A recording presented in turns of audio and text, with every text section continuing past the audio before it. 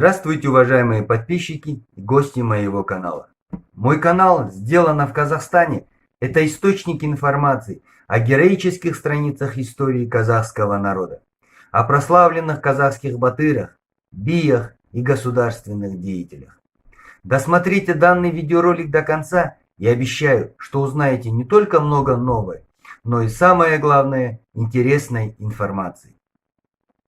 Особо прошу учесть, что данное видео является чисто моим субъективным личным мнением, и не судите строго, если мое мнение не совпадает с вашим. Я внимательно слежу за пожеланиями своих подписчиков, и сегодняшняя моя лекция является исполнением просьбы одного из моих подписчиков, попросившего рассказать о роде Таз. Таз является одним из сильных родов племени Байулы в составе младшего Жуза. Род Таз является одним из тех казахских родов, которые приняли активное участие в формировании не только казахского народа. Род Таз стоял у истоков киргизского, башкирского, ногайского, узбекского, туркменского народов и таким образом был достаточно влиятелен на территории Средней Азии. На сегодняшний день существует несколько гипотез о происхождении термина «Таз». Одни ученые считают, что название рода Таз происходит от реки Таз, притока сибирской реки Обь, где первоначально якобы кочевал род Тазу-Карачея. По предположению известного востоковеда Потапова, термин «Таз» ведет свое начало от племени Тазлар, обитавших в районе Саяно-Алтайского Нагорья. И, наконец, еще одна группа ученых поддерживает версию о том, что род Таз является потомками сторонников одного из влиятельных половецких князей XII века, брата хана Боняка по имени Таз. В письменных же источниках род Таз впервые начинает упоминаться в трудах русского дипломата Тевкелева. Согласно казахскому Шежре, легендарный основатель рода Таз происходит от Алау-Батыра, жившего в XIV веке во времена золотоордынского хана Жанибега. Однако, как бы там ни было, известно одно – род Таз является одним из первых племен Западного Казахстана, которое добровольно присоединилось к казахскому ханству и с тех пор пользуется немалым влиянием среди казахов младшего Жуза. Я же лично поддерживаю точку зрения русского ученого Якубовского, который утверждал, что род Таз является потомком племени эфталитов или белых гуннов, как их называли древнеримские историки Прокопий и Амьян Марцелин. Эфталиты издавна входили в состав союза гунских племен, о чем упоминают древнекитайские хроники династии Лян. Впоследствии эфталиты принимают активное участие в завоевательных походах гуннов на запад, но, достигнув реки Амударья и Каспийского региона, решают заняться освоением этих территорий и остаются здесь. После распада империи гуннов здесь, на этой территории, появляется небольшое, но мощное княжество эфталитов, с которым были вынуждены считаться даже такие крупные империи того времени, как персидская держава сасанидов. Об этом говорит тот факт, что в 384 году нашей эры при осаде крепости Эдесса союзниками персидского войска упоминаются эфталиты, восточные соседи персов. Однако эфталиты в то время не играли значительной роли на арене истории и просто выжидали своего звездного часа. Огромные державы появлялись рядом и распадались. Некогда мощные племена ослабевали и исчезали, а воинственные эфталиты из года в год только увеличивали свою мощь, пользуясь моментом.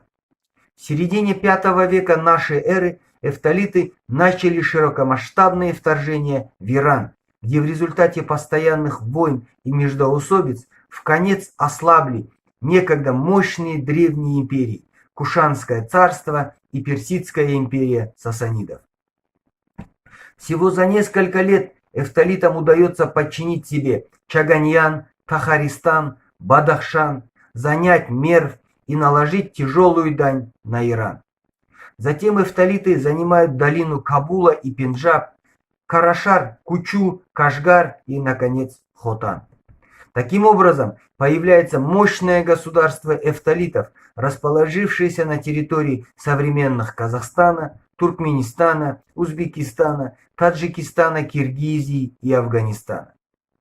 Но правители эфталитов, вместо того, чтобы остановиться на достигнутом, решают продолжить завоевательные походы против соседей и вторгаются в северные части Индии и Пакистана.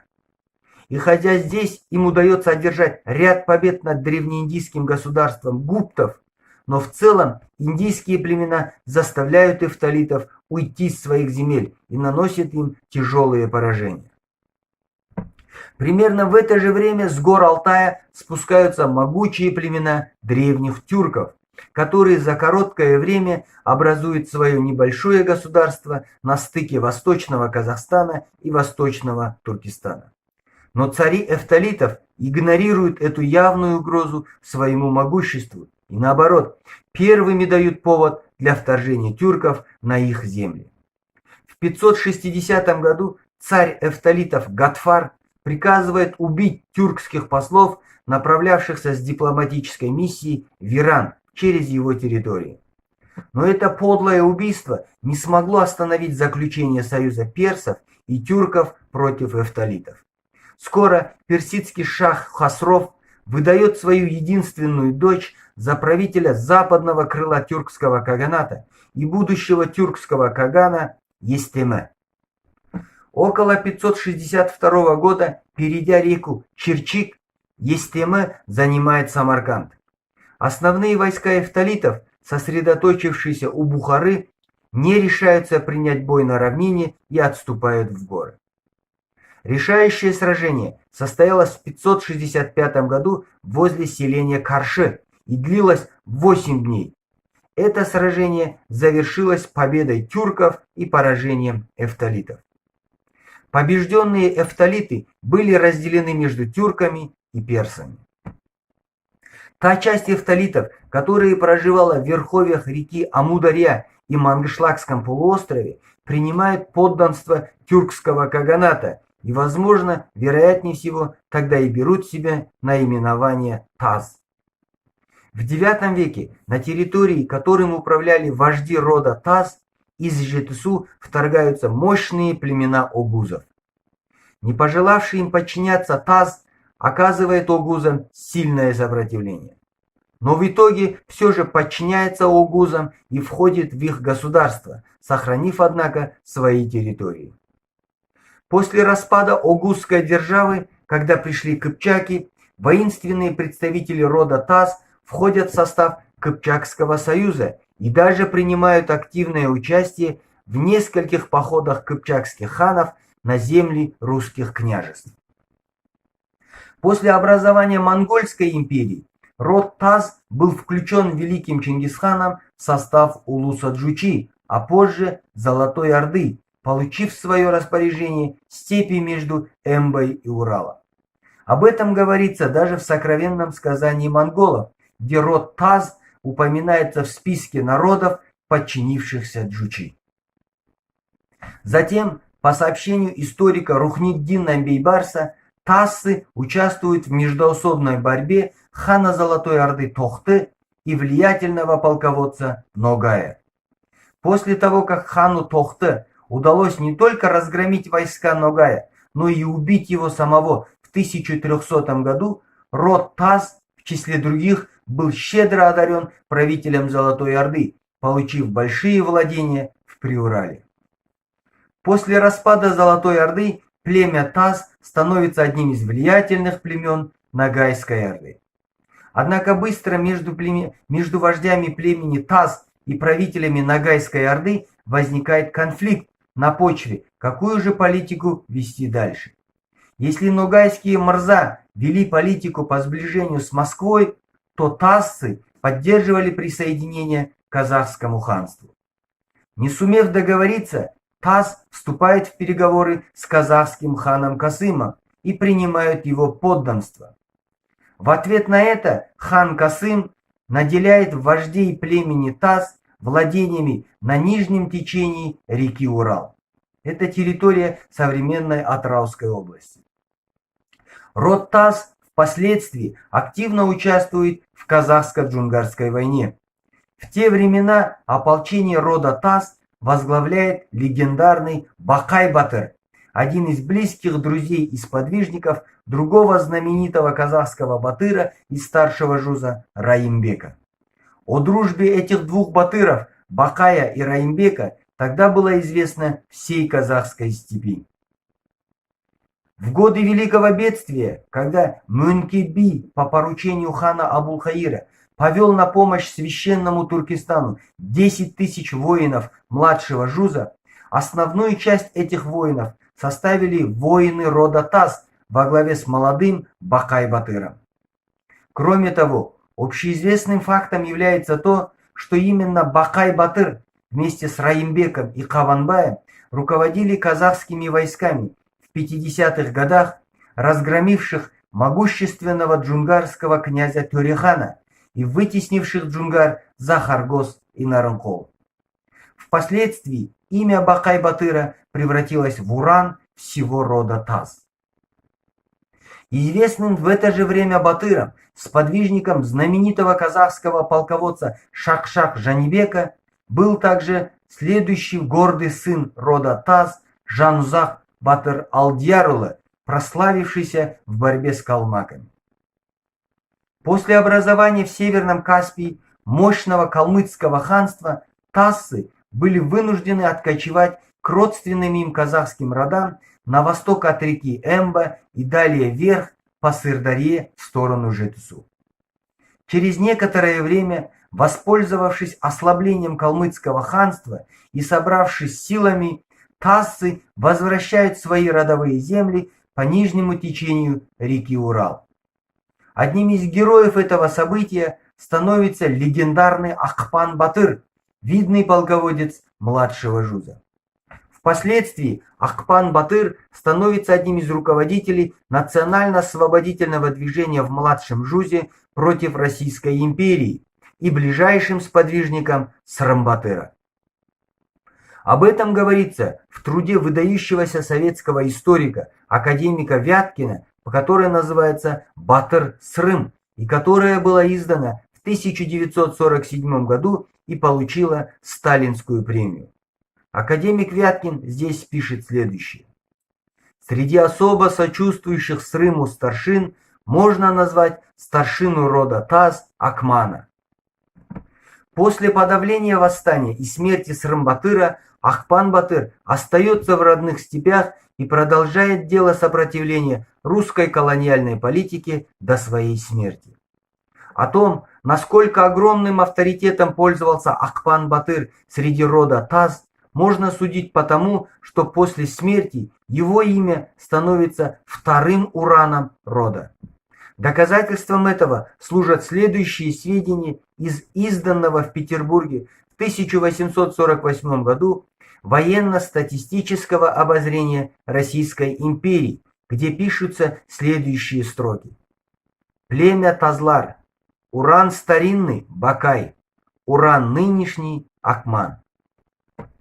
В 2018 году в Актауском регионе, вблизи горы Жабаюшхан, специальной экспедицией общественного фонда Таз-Ата был обнаружен курган, под которым был захоронен легендарный Акпан-Батыр. Вообще следует сказать, что представители гордого рода Таз сыграли особо активную роль в борьбе с русской колониальной политикой. Так, одним из верных соратников Срым-Батыра был Кулжабай-би Беккулулы, борец за освобождение казахского народа от царской колонизации. Именно Кулжабай-би стал одним из главных организаторов свержения не одного, а целых двух ханов младшего жуза, ставленников Российской империи, сыновей умершего к тому времени Абулхаира, Нуралы, а потом и Яралы. Известно из российской газеты «Ведомости» того периода о том, что Кулжабай-би всегда выступал против исполнения российских законов, которые прямо наносили ущерб интересам казахского народа. На всю казахскую степь тогда прогремела весть о том, что 45 тысяч казахов переселились на правый берег реки Волга, несмотря на указ царя от 1756 года, который запрещал такое переселение. Из этих 45 тысяч казахов 3 тысячи казахов было в подчинении Кулжабай-бия.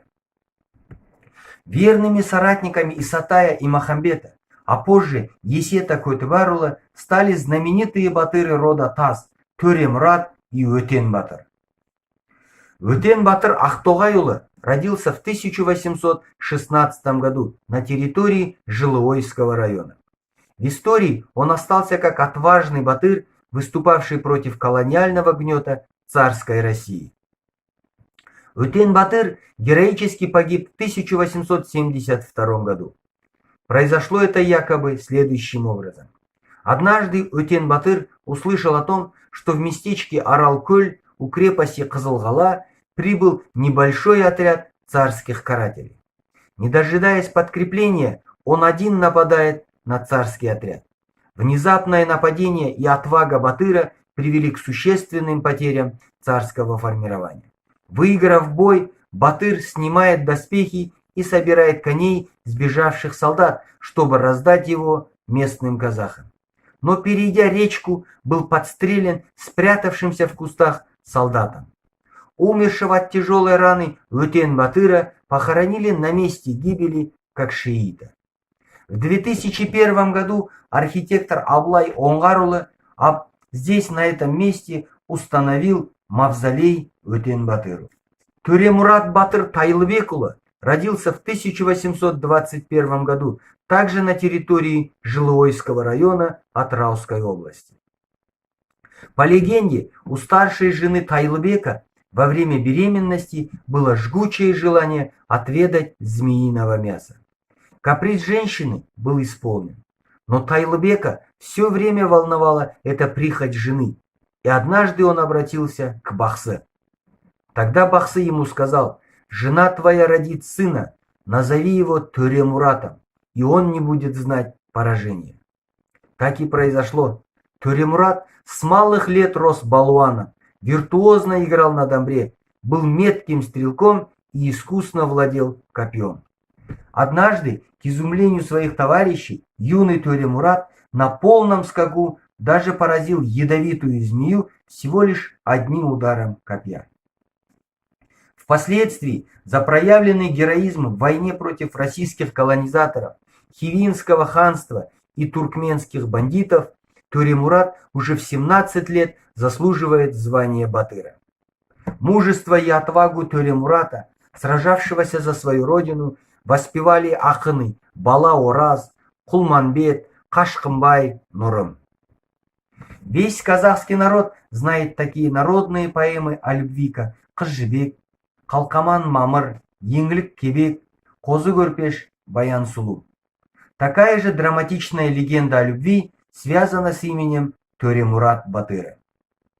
В тех же краях, что жил Батыр, на всю окрестную степь славилась своей красотой Қыз Данай, умная и красноречивая девушка, внучка авторитетного Аль-Бабы Аксакала.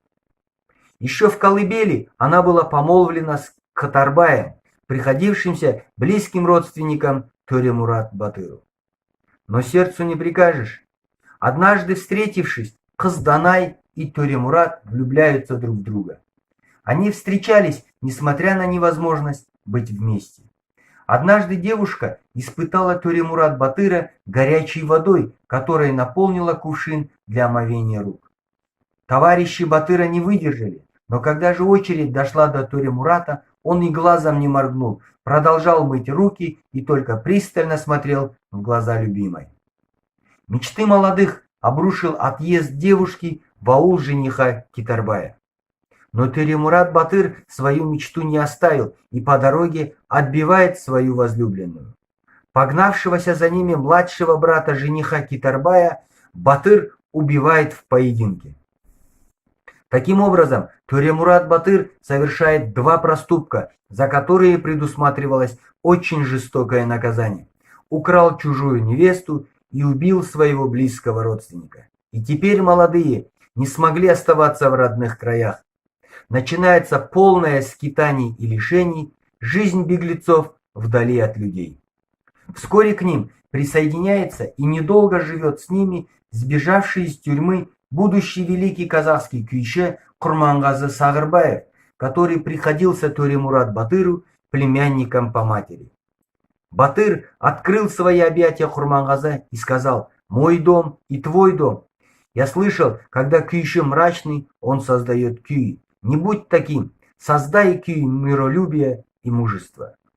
В это время Курмангазы посвящает Төремурат Батыру такие свои произведения, как Төремурат, Тас астау, Төремураттың ақ арғымағы, Қызданайдың күлкісі, Қызданайдың жүрісі, Қызданайдың ажары, Қызданайдың шай құйғаны.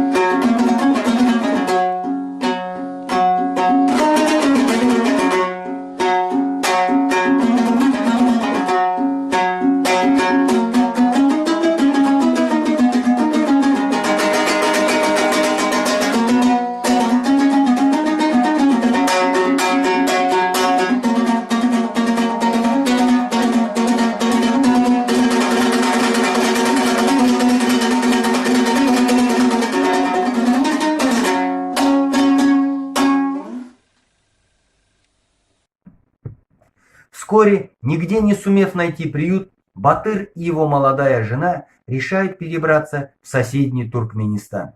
Но и там им не было покоя. Қызданай приглянулась местному туркменскому Батыру, который решает убить Төремурата.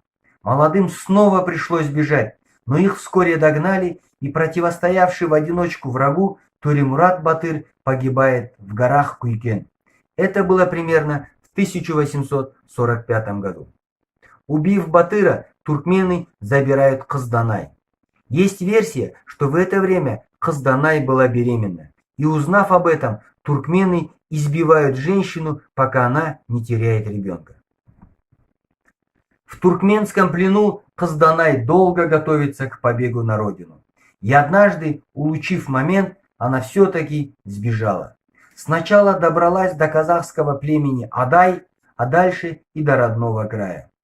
Для сохранения единства и согласия между аулами Қызданай вынуждена была возвратиться к Китарбаю и впоследствии родила от него сына.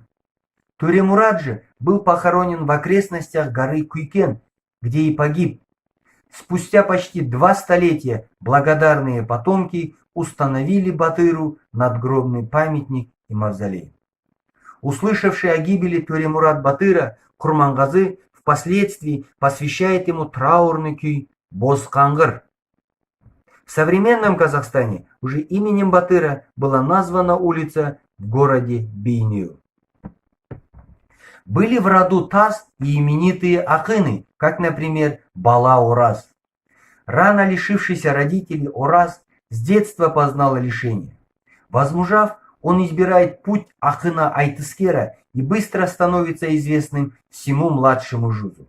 А его айтыс с акыном Кулманбетом до сих пор считается одним из лучших айтысов в казахской истории.